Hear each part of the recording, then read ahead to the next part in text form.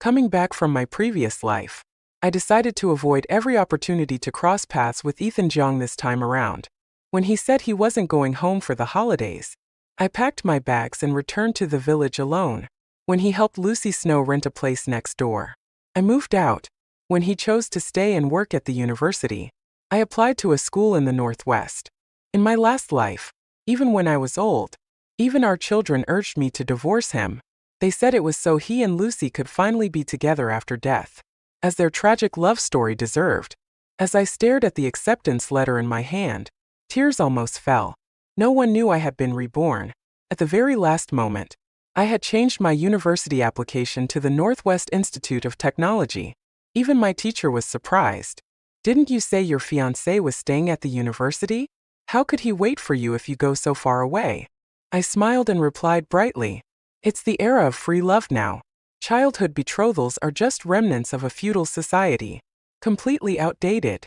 The teacher, seemingly impressed by my resolve, patted my shoulder with approval. Leaving the school, I followed the crowd toward home. In my last life, I didn't even attend university. My wedding to Ethan was just a few days away, and shortly after, I had a child. That was the end of my education. Ethan stayed at the university for a while before joining the army. From then on, we lived separate lives. He climbed the ranks, and wherever he went, Lucy Snow and her daughter followed. I, on the other hand, was trapped in a small corner of the world, caring for his parents and raising our children. I watched my kids grow, once clinging to me, but eventually drifting closer to their father. One day, I even learned about Ethan and Lucy's daughter's wedding to my son, through a photo from a friend after the ceremony had taken place. The picture showed Lucy and Ethan, smiling warmly as they watched their daughter-in-law pour tea for them. My own son had urged me to divorce Ethan more than once. "Mom, Dad has suffered his whole life. If it weren't for you, he would have been with my mother-in-law long ago. You two aren't a good match. Why won't you let go?" Even my daughter-in-law refused to see me. What could I do? I wasn't willing to let go. I couldn't forget the sleepless nights I spent caring for his paralyzed parents or rushing barefoot through the night when my child was sick, only to find him entertaining Lucy and her daughter elsewhere. Everyone said we weren't a good match. Everyone blamed me for not letting go. But when I looked in the mirror, at the weary, aged face staring back, I couldn't help but feel defiant. Even if it cost me my life, I would drag them all down with me. In the end, I died after yet another fight with my son about divorcing Ethan. My heart attack came as he stormed out, slamming the door without a backward glance. I called for him, but he didn't turn back. That moment, I regretted it all. Why had I given birth to him? Why had I wasted my life like this? But now, I've been given a second chance. I'm back to before my marriage to Ethan, and everything can be changed. When I got home, I hid my acceptance letter and started cooking. The two-bedroom apartment was one of Ethan's perks from work. While the food simmered, I circled the date on the calendar for my university reporting day with a red pen. Staring at the marked date, my heart filled with hope. Soon, very soon, I would be free. When dinner was ready, Ethan came home, as expected, with Lucy Snow and her child in tow. "Sorry to bother you again," Lucy said, smiling sweetly in her bright red coat, her alabaster skin glowing. The little girl, clearly accustomed to the routine, gleefully rushed to serve the food. One bowl for herself, one for Ethan, one for Lucy, none for me. When I emerged from the kitchen, the three of them were chatting happily, like a picture-perfect family. But as soon as they tasted the food, they spat it out. "Mommy, it's so salty," the child exclaimed, leaning against the doorframe. I watched Ethan scramble to pour soup for them, only to find it saltier than the food. In tears, Lucy whispered, "It seems your wife doesn't welcome me here. I'll stop coming in the future." Ethan walked her to the door. When he returned, he frowned at me. I ignored him and went back to the kitchen to prepare a fresh meal. "You did that on purpose," he said, his voice laced with confusion. "Lucy's husband died and asked me to look after her and her daughter. Your cooking is great, and the child likes it." Before he could finish, I interrupted with silence. After a moment, he sighed and said, "Fine. If you don't like it, I won't invite them over again." The next day, after Ethan left for work, I started packing my bags. I planned to return to the village soon, since our families had exchanged tokens and birth dates for the betrothal. I needed to formally break the engagement with witnesses present to avoid complications later. As I packed, I came across the embroidered bedding I had worked on in secret for years. I thought for a moment, grabbed a bag, and packed everything: embroidered pillowcases, new shoes I had crafted, and other belongings. I walked to the pawn shop at the end of the street. The embroidery that had taken me years to complete sold for 30 yuan. It wasn't much, but at university, every penny counts for meals and necessities. I set the money aside, ready to save it for the future. Back home, I marked another large X on today's date in the calendar. Just 20 days left. In 20 days, I'd leave this place and embark on my new life. Ethan returned late that night. The food I had prepared remained untouched. I ate at school, he offered as an offhand explanation. But the faint scent of white tea perfume clinging to him told me otherwise. He had eaten, yes, but likely with Lucy Snow and her daughter. Knowing he'd offend me by eating here, he opted to dine with them elsewhere before coming home. I quietly cleaned up the dishes and returned to my room. Inside were stacks of my high school books and notes, some spilling over into the living room due to lack of space. I tied up the books in my room with string, planning to sort the living room items after Ethan left the next day. If I was leaving, none of my things should remain here. As I packed, I heard a knock on the door. I knew it was Ethan. He was always polite, never entering my room without my permission. "What is it?" I asked, unwilling to let him see me packing. There was a moment of silence before he replied. "I was writing the marriage report. Is the 9th of next month okay for the wedding date?" The 9th of next month. The same day we had married in my previous life. I glanced at my neatly packed belongings. "Marriage is a big deal," I said calmly. "I'll check with my family tomorrow before giving you an answer." Another pause. Then I heard his footsteps retreating down the hall. Relieved, I leaned against the bed. Technically, given Ethan's current position, he didn't need family approval to file a marriage report.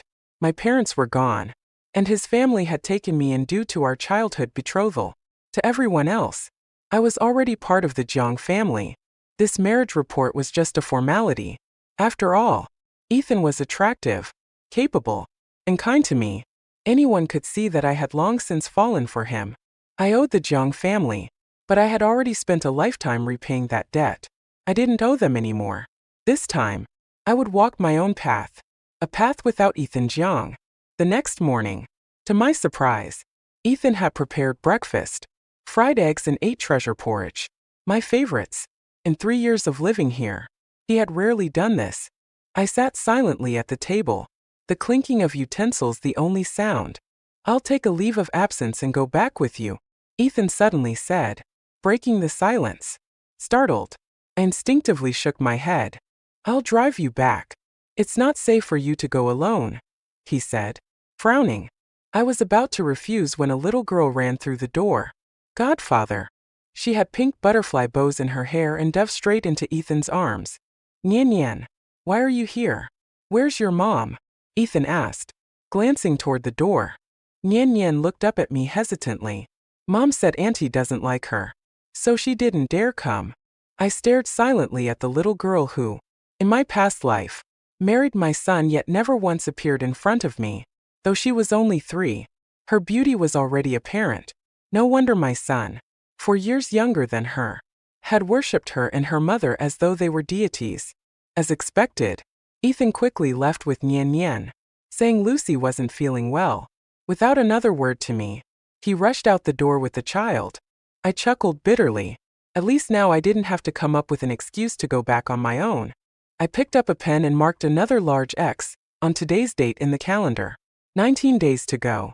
I spent the day organizing the rest of my belongings, tying up my notebooks, textbooks, and exams. Once everything was sorted, I sold them for 13 yuan and headed back to the village. Today, I would end the engagement between Ethan and me. The Liang elders had always treated me well, but convincing them to cancel the engagement wouldn't be too hard. All I needed to do was tell them Ethan's future was bright, and I wasn't a suitable match for him. The village courtyard was quiet, the air heavy and still. A bonfire crackled in the yard, mosquitoes swirling in its heat. I pressed tobacco leaves under a wooden plank and sliced them finely with a hatchet. The elders sat silently on the doorstep. After a while, they sighed deeply and tried to reason with me. Aru, even if he has someone else in his heart, you're engaged to him. If he dares not marry, I'll straighten him out myself. Your parents left you in our care before they passed. We can't just stand by and watch you make such a decision. When I remained silent, they exchanged glances. Resigned. You're so stubborn. Fine. Let's go to the brigade. I followed them quietly. The brigade issued us a certificate nullifying the engagement. And in the presence of several elders, we exchanged the tokens given during our betrothal. Relieved, I helped the Liang elders back home. I knew they only wanted what was best for me. By all accounts, Ethan was a prized match. Even his parents couldn't understand why I insisted on ending the engagement. But I couldn't explain it to them. I couldn't tell them that in my past life, I had suffered enough, that even the only child I bore was given to Lucy Snow, making them a family while I lived alone. The engagement was officially cancelled.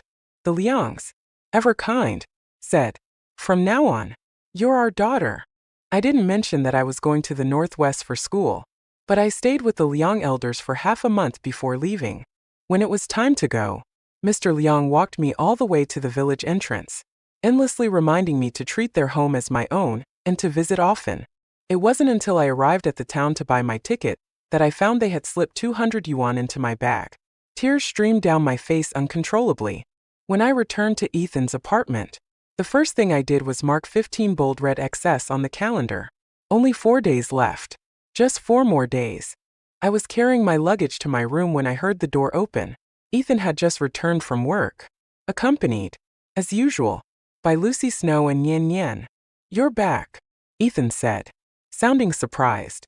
Lucy gave me a polite nod before turning and walking straight into my room. I frowned as she casually closed the door behind her, leaving my things stacked haphazardly in the living room. I glanced at Ethan. He hesitated for a moment, then explained, "It's been raining heavily, and Lucy's place has a leaky roof. She'll be staying here for 2 days. Since you weren't around and don't have much stuff, I let her use your room. So you think it's okay to clear out my belongings and give my room to someone else without my permission?" I asked, keeping my tone neutral. Ethan paused, then added, "I moved your things into my room. You can stay with me for now." As he spoke, he opened the door to his room. "By the way, where are all your books? There's barely anything left here." I looked at the small bundle he had set on the bedside table and pressed my lips together, letting it go. I replied indifferently, "The college entrance exams are over. There's no point keeping the books. So I sold them." Ethan frowned. "Even after the exams, you might still need them later. Why sell them?" I said nothing, and after a moment of silence, he changed the subject. "So, what did your family say?" I hesitated briefly, then replied, "They had someone check the dates, and the 9th isn't a good time. We'll have to discuss it later."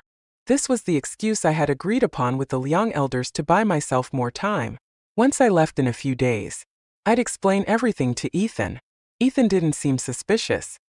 He simply nodded and muttered, "Looks like I'll have to pick a new date." With that, he left the room, saying he would make dinner and that I should rest. At the desk by the window, I noticed the marriage report Ethan had been filling out. Only the date was left blank. My gaze lingered on it for a moment before I pulled myself together and got up to help. However, as I approached the kitchen, I overheard the faint sound of conversation outside. Ethan's deep voice, Lucy's playful tone, and Nian Nian's cheerful chatter. I silently returned to my seat. It was clear that staying here, even for a few more days, was no longer appropriate, especially sharing a room with Ethan. But with only 4 days left, I had no time to find another place. After dinner, I decided I'd set up a makeshift bed in the living room. The day had been exhausting after a long journey, and I had hoped to sleep early. But Lucy, full of energy, had taken over the living room. Dressed in a white dress, she practiced dance moves, stretching her legs on a mat. Meanwhile, Nian Nian kept running in and out of Ethan's room, even bouncing on his bed like it was a trampoline. Feeling suffocated, I grabbed a basin and went outside to fetch water. As soon as I stepped outside, I took a deep breath. Aru, you're back. Weren't you staying with your in-laws? Mrs. Hua, the neighbor, greeted me, carrying her own basin as we headed toward the well together. I went for a few days and just returned. I replied politely. Mrs. Hua, whose husband worked as an accountant at the mines, had a good life. She often shared homemade treats with me, and we had a friendly relationship. I have to say, Mrs. Hua trailed off, glancing behind me before pulling me a few steps further away. At the well, she tapped my forehead reproachfully. You're too soft-hearted. That woman.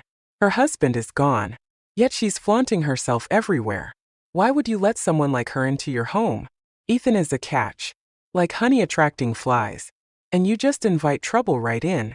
Her words were harsh, but I knew she meant well. That man even told people it was your idea to bring Lucy and her daughter here because you felt sorry for them. Can you believe it? He's using you as a shield so others won't talk behind his back. I smiled bitterly. Of course Ethan would say that. He wanted to avoid gossip at my expense. But with so little time left, I didn't want to waste energy arguing with him. Mrs. Hua sighed and insisted. You need to get rid of her as soon as possible. And if you need help, just let me know. Don't be shy. Though I could sense her curiosity about the drama, I still appreciated her concern. When I returned to the apartment, the living room was finally empty. I grabbed some clothes and headed to the bathroom, only to find it crowded with unfamiliar women's toiletries. The towels and shampoo I normally used had been shoved into a corner, next to the trash can. In their place were Lucy's things: 2 towels, shampoo, and a hairband. Auntie, Nian Nian needs to use the bathroom. Can you move? Lucy brushed past me, deliberately bumping my shoulder. My head hit the doorframe. Lucy Snow was already crouched nearby, holding Nian Nian and helping her with her business. When she was done, she turned to me, still standing at the door, and said softly, Sister-in-law, could you please move? You're blocking the way. Her voice was gentle, but the smugness and disdain in her eyes were unmistakable. I didn't budge. Apologize, I said calmly. Lucy froze, clearly not expecting me to stand my ground. Nian Nian, ever the protective daughter, rushed forward, gave me a hard shove, and began to wail. You're bad. You're bad. You bullied my mommy. You're a bad person. Ethan came rushing out of his room upon hearing Nian Nian's cries. What's going on here? He asked, clearly alarmed. Lucy's eyes brimmed with tears as she explained. It's my fault. Nian Nian had to go urgently, and since sister-in-law was in the bathroom, I asked her to step aside. That's all. Ethan glanced at me disapprovingly, though he didn't say anything in front of Lucy. He comforted Nian Nian with soft words. Don't cry. Don't cry. How about we ask Auntie to apologize? When Nian Nian continued to cry, Ethan picked her up and carried her back to the room, promising her candy. Lucy threw me a triumphant smirk before following them. I could hear Nian Nian's cries gradually subside from inside the room. Without any expression, I finished washing up, carefully gathered my belongings into a basin, and went back to the room. By the time I returned, Lucy and Nian Nian had left. A colorful box of candies sat on the nightstand, clearly meant for the child. Ethan noticed me tidying up and paused. Let's talk, he said, his tone deliberate. Judging by his expression, I could already tell what was coming. He wanted to lecture me about being an adult, about not stooping to a child's level, and, undoubtedly, to urge me to apologize. I sat down without a word, took a piece of paper, and dabbed it against the small wound on my forehead where I had hit the doorframe. Then, I held it out to him. The smear of blood was stark against the white paper. Ethan's words caught in his throat. His face turned pale, then flushed. I'll sleep in the living room tonight, I said, getting up and grabbing some bedding. Wait, Ethan said, grabbing my arm. You can sleep in here. Why are you going out there? He assumed I was angry about what had just happened. With a sigh, he tried to explain. Nian Nian is just a child, and Lucy didn't mean any harm. You're an adult. Don't hold grudges against a child. There are guests. I know you don't like Lucy, but she's had a tough time. Don't be petty. Okay. I let out a cold laugh. So you brought her back here and told everyone it was my idea. Right. Ethan's breath hitched. He opened his mouth but said nothing. I shook my head, smiling bitterly. No matter how noble his excuses sounded, his underlying intentions couldn't be hidden. For the sake of the Liang elders and to avoid tarnishing his reputation, I wouldn't confront him openly, but that didn't mean I could forgive or forget. That night, Ethan ended up sleeping on the living room floor. The next morning, I packed up all my belongings, planning to find a hotel before returning for the rest of my luggage. When I opened the door, Ethan had already prepared breakfast. Nian Nian spotted me immediately and let out a disdainful hum, pulling the food closer to herself and Lucy. Ethan, holding a plate of fried eggs, greeted me with a smile. You're up. Come. I made fried eggs. He noticed the food hoarded on their side and awkwardly chuckled. Nian Nian, be a good girl and share some with Auntie. Okay. Ignoring all of them, I left the house. The only hotel nearby was just a street away.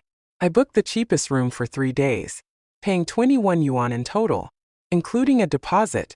Afterward, I grabbed some breakfast at a nearby stall, a bag of buns and fried dough sticks, before heading back to collect my luggage. As soon as I stepped inside, I saw that my carefully packed bundle had been opened. My belongings were scattered everywhere. On the table, Nian Nian was folding my college acceptance letter into a paper airplane. My mind went blank. What are you doing? I shouted, snatching the letter from her hands. Startled, Nian Nian fell off the chair and began wailing at the top of her lungs. Lucy came rushing out of the room. What are you doing? Who gave you the right to bully Nian Nian? She yelled, shoving me aside and scooping the child into her arms. My hands trembled with anger as I carefully unfolded the crumpled letter, making sure it wasn't damaged. Bully her? Why don't you look at what she's done? Who told you to touch my things? Get out of here. Lucy stood up, holding Nian Nian, and sneered. You're not even married to Ethan yet. This isn't your house to order us around. She walked toward the door but paused to add, even if you do marry him, you'll never win against me. The door slammed shut. Lucy's hostility only surfaced when Ethan wasn't around. In the past, I had been insecure and timid in the face of her beauty and talent. As a star performer in the art troupe, she had every advantage: looks, career, and charisma. I always thought I could never compete with her.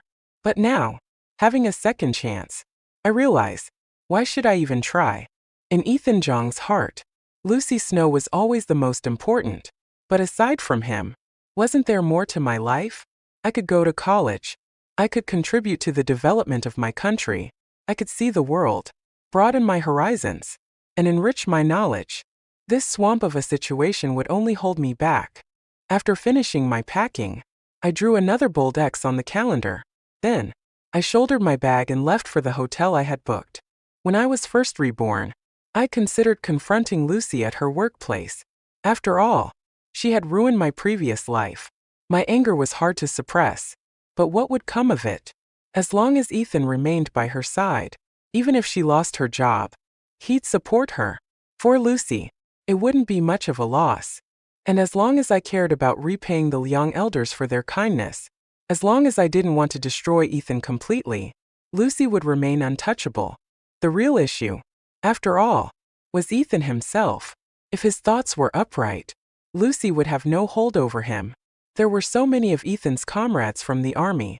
Why wasn't anyone else acting as godfather to Lucy's child? Exactly. At the hotel, I tidied up briefly and took out some stationery to write Ethan a letter, setting aside his constant absence after we married, setting aside his entanglement with Lucy that lasted a lifetime. I thought back to the 3 years I spent in high school here. Ethan had provided for my food and lodging, and even occasionally helped me with my studies. For that alone, I owed him an explanation. In the letter, I told him that I had already gone back to dissolve our engagement and had been accepted into a university elsewhere. From now on, our paths would diverge, and we'd never see each other again. Halfway through writing, there was a knock at the door. Thinking it was hotel staff, I opened it, only to see Ethan standing there, looking disheveled and as though he'd been searching everywhere. The moment he saw me, he let out a heavy sigh of relief. Finally, I found you.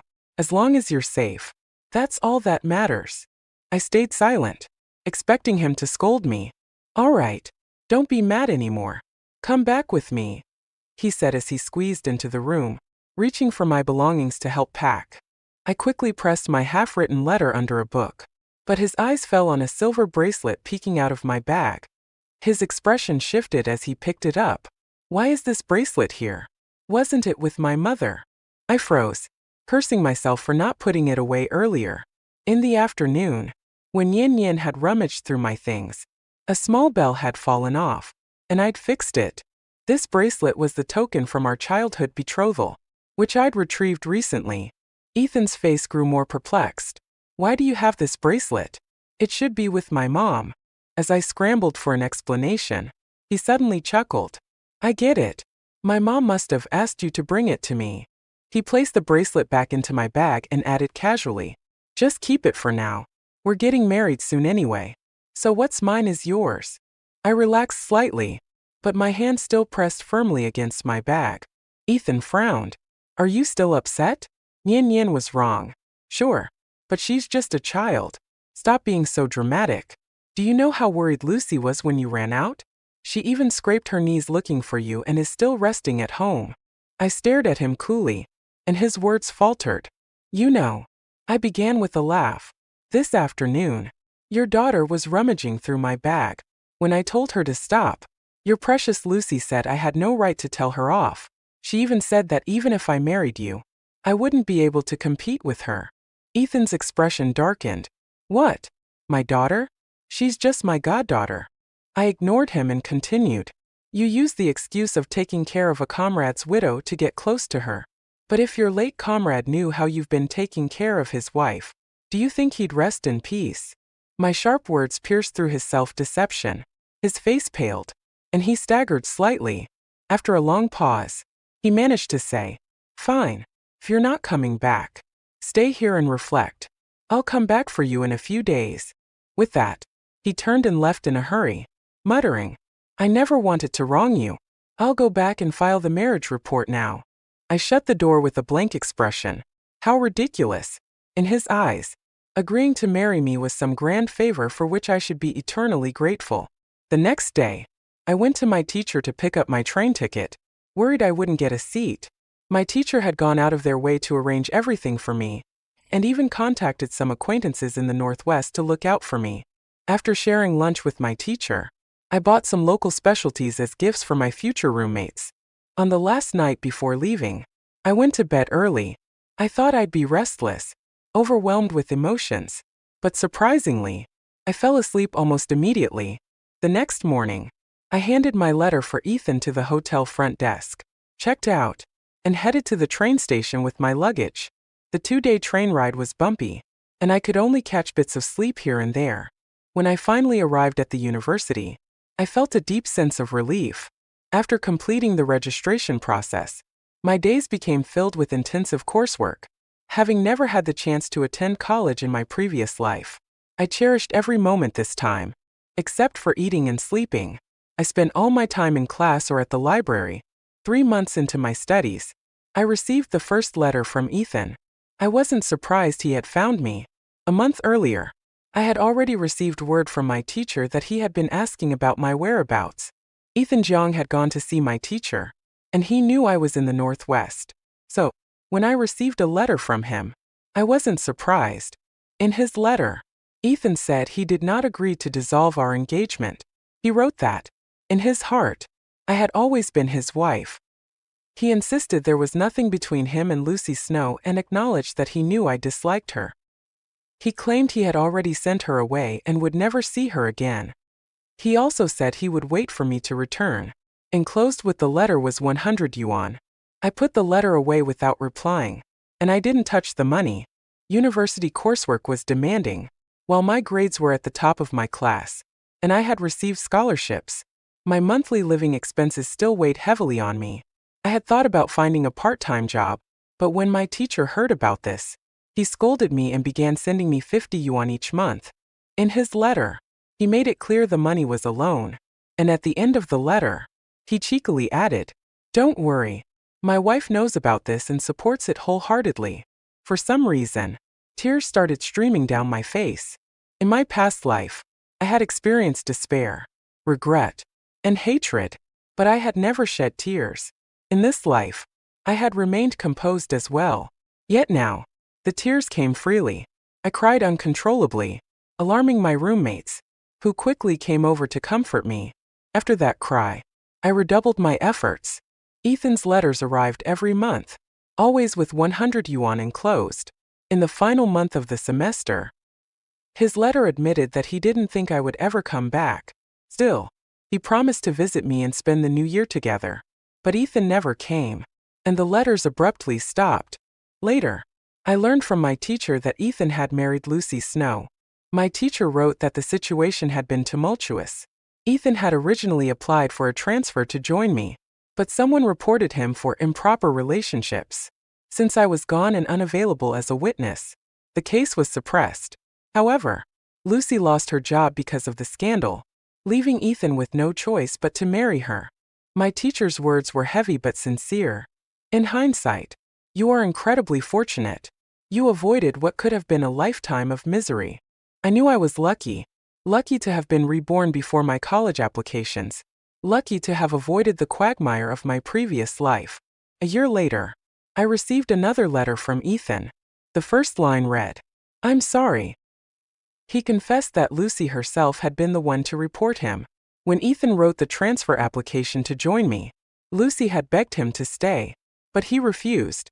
Out of desperation, she took a drastic gamble and won. By creating a scandal, she ensured they would have to marry. Ethan admitted that he had only later realized the significance of the dates I had marked on the calendar in the living room. He had always assumed those were the days I looked forward to marrying him. I smiled bitterly as I burned all his letters. As for the money Ethan had sent me, I returned every penny to my teacher, asking him to forward it back to Ethan. 2 years later, before I graduated, I joined the National Infrastructure Project, Project 201, dedicating my life to my country.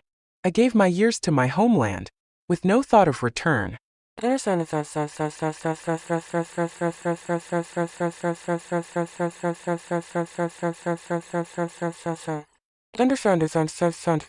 Ethan Jong's epilogue. That night at the hotel, after hearing Aru's words, I was consumed by anger and shock. I locked myself in my house for 3 days. During those 3 days, I realized how badly I had failed her. I had made a grave mistake, not in waiting for her to grow up, but in letting my heart stray. In the countless times I had helped Lucy Snow, my feelings had drifted away from the path they should have stayed on. Lucy's kindness, Nian Nian's cheerfulness, they had distracted me from the fact that I already had a fiancé. I had done things I now felt ashamed of. After 3 days, I made up my mind I couldn't lose Aru. I went to the hotel to find her, but I was too late. She was gone. I asked everyone I could, but no one knew where she had gone. It was only through her teacher that I learned she had gone to the northwest. The realization devastated me. I rushed home and saw the silver bracelet in her bag, the token of our childhood betrothal. But by then, it was already too late. Her family confirmed that she had annulled the engagement. I returned to the apartment we had shared for 3 years, lost and broken. That night, I drank heavily. Lucy snuck in and saw my transfer application. She caused a huge scene. In the aftermath, she lost her job, and her family came to confront me. In the end, I had no choice but to marry her. Afterward, my friends began to distance themselves from me. I wrote letters to Aru, but she never replied. Felt as though, the moment she left, she had disappeared entirely from my world. Life with Lucy became suffocating. She kept a tight leash on me, constantly picking fights. My parents disliked her, frequently comparing her to Aru. The stress turned Lucy hysterical and neurotic. Several opportunities for transfers arose, but Lucy sabotaged them every time, accusing me of wanting to leave her and chase after my former fiancé. Each time, I could only laugh bitterly to myself. By now, Aru probably found the mere thought of me revolting, while Lucy clung to me tightly. In Aru's eyes, I was worth nothing. As time went on, I watched my friends climb the ranks while I remained stuck. Lucy began berating me, calling me useless. She wanted another child, but we could never conceive again. In the end, we only had Nian Nian. When Nian Nian grew up, she married and had children, but she didn't marry well. Her husband was abusive, unfaithful, and a gambler.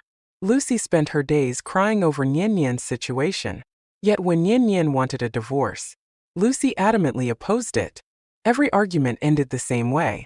Lucy would take her frustrations out on me, blaming me for everything. "You're useless. Why did I ever marry you?" Even Nian Nian resented me, accusing me of not having a high enough position to protect her. I had no response. Later, Nian Nian tried to escape her abusive husband after failing to get a divorce, only to be caught and beaten severely. By then, I was old and powerless to help her. Eventually, Nian Nian took her own life, leaving behind a 6-year-old child. I never imagined that in my old age, after losing my daughter, I would have to raise her child. Looking at Nian Nian's son, I was suddenly reminded of years past. A fleeting memory emerged of a youthful figure beside me, her eyes full of me and only me. I couldn't help but wonder, what if I had never involved myself with Lucy Snow? What if I had married Aru instead? Would things have turned out differently? But when had I lost her? I couldn't even remember. As I reflected on my life, I realized just how utterly meaningless it had all been.